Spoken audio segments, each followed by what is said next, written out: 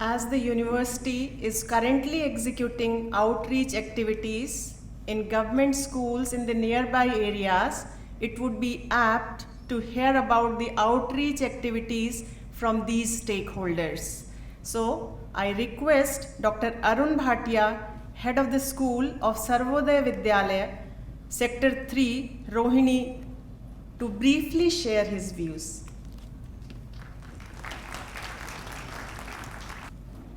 सबको नमस्कार।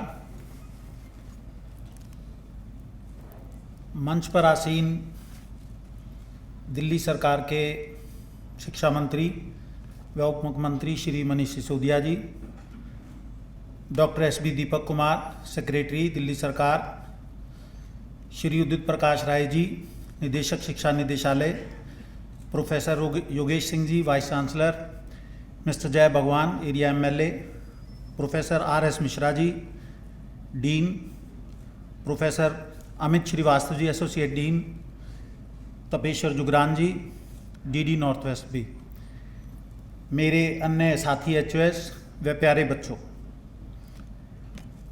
बहुत पुरानी बात नहीं है क्योंकि एक साल तो हमारा लगभग शून्य हो गया।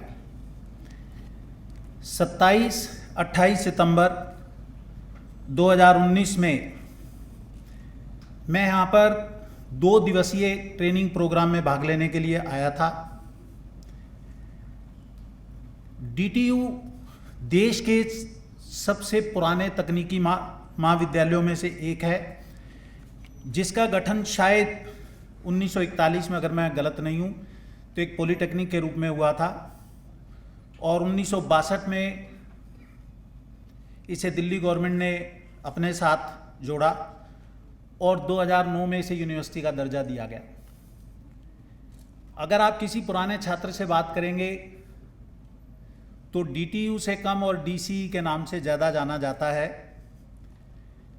एक विज्ञान का छात्र होने के नाते मेरा भी एक सपना था कि मैं यहाँ पर अध्ययन करूं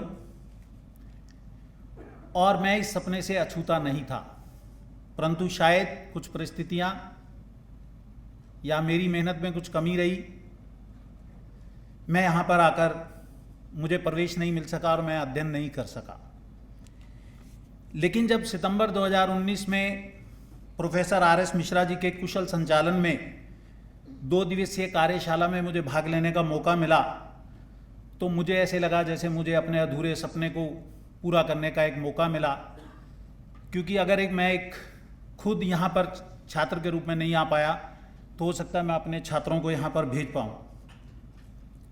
उसी कार्यशाला में चर्चा के दरमियान मिश्रा जी के समक्ष ये प्रस्ताव रखा गया कि अगर यहाँ के होनहार छात्र दिल्ली सरकार के विद्यालयों में आएँ और वहाँ पर आकर बच्चों को पढ़ाएं तो बहुत अच्छा होगा।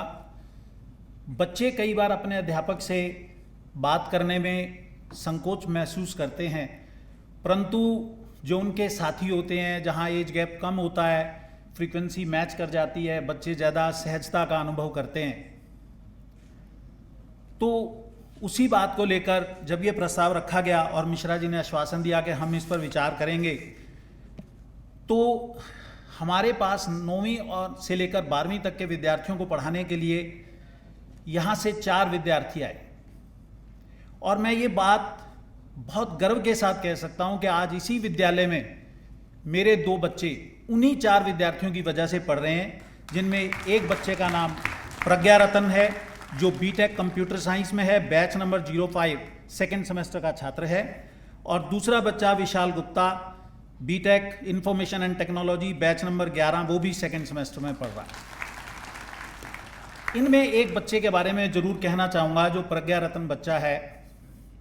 तो जो बच्चे यहाँ से पढ़ाने के लिए आए थे, तो उसने शर्त लगाई उन बच्चों के साथ कि मैं आपको डीटीयू में आके दिखाऊंगा।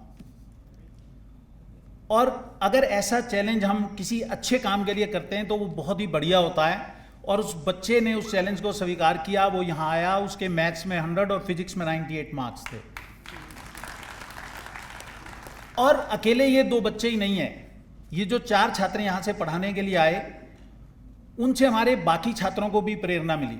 मेरे विद्यालय में, सर्वोदय विद्यालय सेक्टर 3 रोहिणी में 40-40 बच्चों के 2 सेक्शन हैं।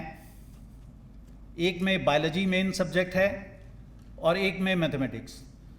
तो इन बच्चों का लाभ दोनों को मिला, क्योंकि फिजिक्स और केमिस्ट्री तो दोनों में पढ़ाया जाता है। तो 4 छात्र मेरे और, एक मुकेश यादव जो इलेक्ट्रिकल इंजीनियरिंग कर रहा है, एक खुशीराम बीएससी कंप्यूटर साइंस राजधानी कॉलेज से कर रहा है। हर बच्चा या तो इंजीनियरिंग कॉलेज में मिलता नहीं है एडमिशन, या थोड़ा सा ये होता है उसके सपने और सोच अलग होती है। एक और बच्चा मुकुल, वो बीसीए में उसका एडमिशन हुआ। एक तुषार भारद्वाज बच्चा BTech electrical engineering Maharaja Agrasen college से कर रहा है, और एक Aman Sharma BSc mathematics Delhi university से कर रहा है। तो 2 बच्चे डीटीयू से और 4 बच्चे अन्य कॉलेजेस में, तो 6 बच्चे जो आ पाए, अपने क्षेत्र में आगे बढ़ पाए। तो शायद ये जो डीटीयू का प्रोग्राम था, आउटरीच, सोशल आउटरीच, उस प्रोग्राम की वजह से ऐसा हुआ। तो मैं तहे दिल से सबको धन्यवाद देता हूं। मैं अपने विद्यालय, सर्वोदय विद्यालय सेक्टर 3 रोहिणी के छात्रों के उज्जवल भविष्य के निर्माण में महत्वपूर्ण भूमिका निभाने वाले छात्र जो 4 मेरे यहाँ आए थे, जिनके नाम खुशबू महलावत, गजानंद गुप्ता, दीपांशु गुप्ता और भानु गुप्ता है, उनका हृदय की गहराइयों से धन्यवाद करता हूँ। साथ में मैं श्री मिश्रा जी का भी धन्यवाद करता हूँ, जिन्होंने इस प्रोग्राम की शुरुआत की। और मैं अपने अनुभव के आधार पर ये कहना चाहूँगा कि ये प्रोग्राम पूरी दिल्ली के सरकारी विद्यालयों में लागू किया जाए, और अगर कहीं साइंस स्ट्रीम नहीं है तो वहाँ पर भी यहाँ के छात्र, खास तौर पर जो एमबीए कर रहे हैं, वो हमारे कॉमर्स के और आर्ट्स के छात्रों का भी मार्गनिर्देशन कर सकते हैं।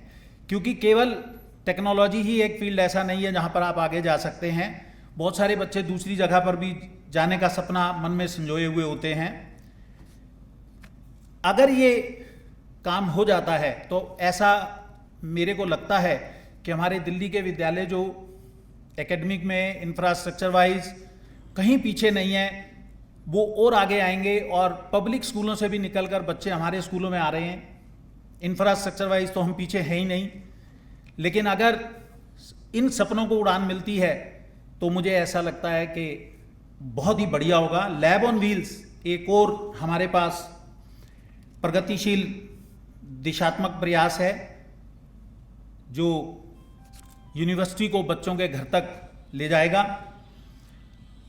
अभी हाल ही में श्री मनीष सिसोदिया जी ने Indira Gandhi Delhi technical university for women में भी छात्राओं के लिए मेंटर मेंटी प्रोग्राम किया था।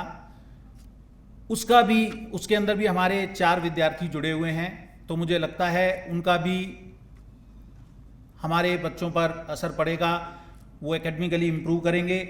और अंत में मैं धन्यवाद करना चाहूँगा मिस्टर ओपी गौड़ का, जिन्होंने कोऑर्डिनेट किया डीटीयू और विद्यालय के बीच में, और वो समय समय पर विद्यालय में आते रहे और बच्चों को भी मोटिवेट करते रहे। एक बार फिर से सबका धन्यवाद।